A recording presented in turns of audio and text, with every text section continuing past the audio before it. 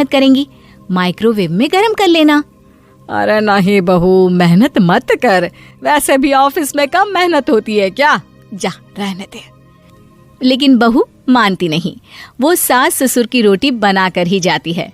दोपहर में खाने के वक्त ससुर जी कहते हैं, अरे बहू को रोटी बनाने के लिए क्यों मना कर दिया, क्या हो गया, ठंडा ही तो खाते आए हम लोग हमेशा से।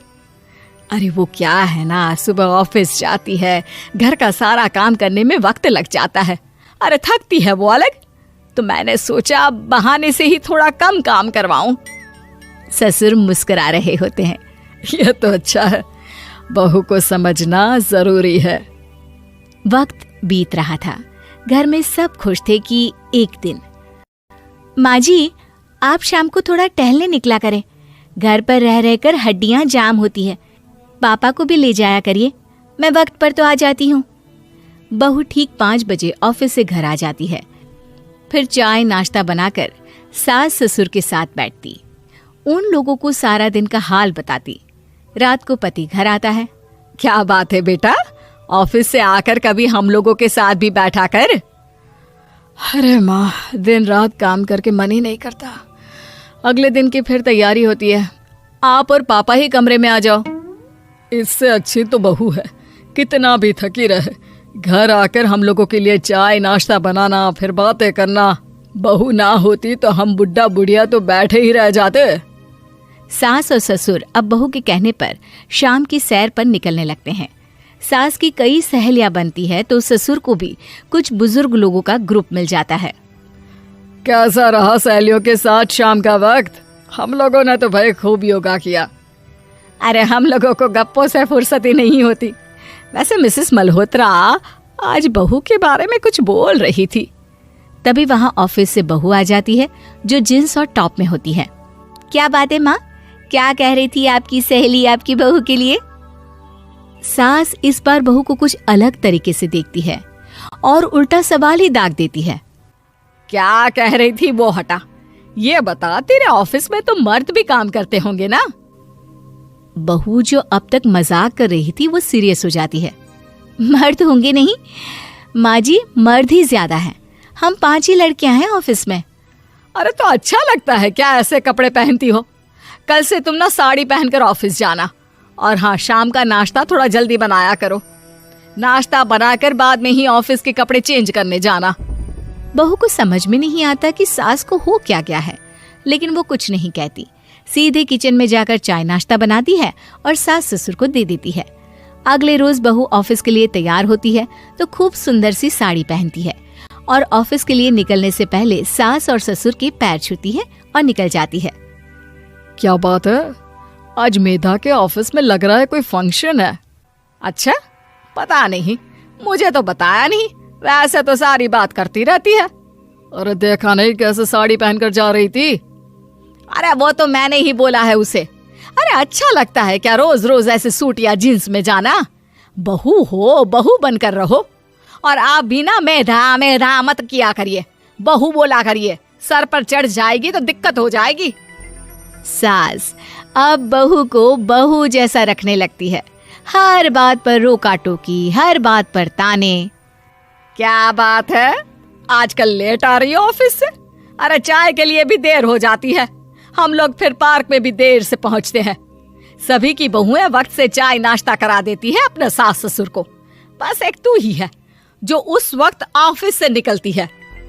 माँ जी, वो एक रास्ता पुलिस वालों ने न जाने क्यों बंद कर रखा है, जिसके कारण ट्रैफिक ज्यादा हो जाता है।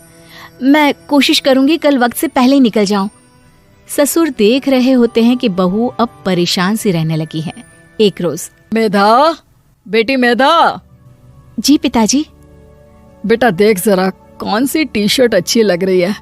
वो क्या है ना, शाम को सब बदल बदल कर टी शर्ट पहनते हैं, मैं भी सोच रहा हूँ कि आज कुछ अच्छा सा पहन कर जाऊं। हाँ पिताजी, ये सही है, ये लाल वाली ना बहुत जचेगी आप पर, मेरे पापा पर भी डार्क रंग बहुत जचता है। क्या चल रहा है? अरे ससुर के सामने घूंघट तो छोड़ो, ऊपर से रंग बताया जा रहा है टी शर्ट का। अरे बहू, कोई संस्कार दिए नहीं है क्या तेरी माँ ने? बहू इस बार बहुत निराश हो जाती है। वो वहां से तुरंत अपने कमरे में चली जाती है। अब बहू घर का सारा काम करती, ऑफिस जाती, लेकिन साड़ी और सर पर पल्ला लेकर। एक बार पड़ोसन उनके घर आती है। वाह सुमित्रा बहन, बहू का तो रूप ही बदल दिया। ठीक किया, बहू बहू जैसी ही अच्छी लगती है। अच्छा चलती हूँ मैं। पड़ोसन के जाने के बाद सास बड़ी अकड़ के साथ कहती है, देखा मेरा कमाल, कैसे मैंने मेधा बहू को कंट्रोल में कर लिया। अब बारी ससुर के बोलने की थी। हाँ सुमित्रा, बिल्कुल, ये काम तो किया है तुमने, लेकिन कभी सोचा क्या खो दिया? क्या खो दिया? मैंने तो कुछ नहीं खोया जी। खोया है, पहले बहू जब ऑफिस जाती तुम्हारे पैर छूकर तुम्हें गले लगाती, लेकिन अब सिर्फ पैर छूती है। हाँ जी, ये बात तो आप ठीक बोल रहे हैं। पहले घंटों हम लोगों से बात करती, कमरे में ना जाती, ऑफिस से आते ही खुद की चाय, खाना, नाश्ता सब हम लोगों के साथ करती, सारी बात बताती। लेकिन क्या तुम्हें पता है, बहू की तबीयत खराब चल रही है, वो माँ बनने वाली है। ये बात मुझे बेटे ने बताई कि तुम्हें बता दूं। अब सास की आंख में आंसू थे।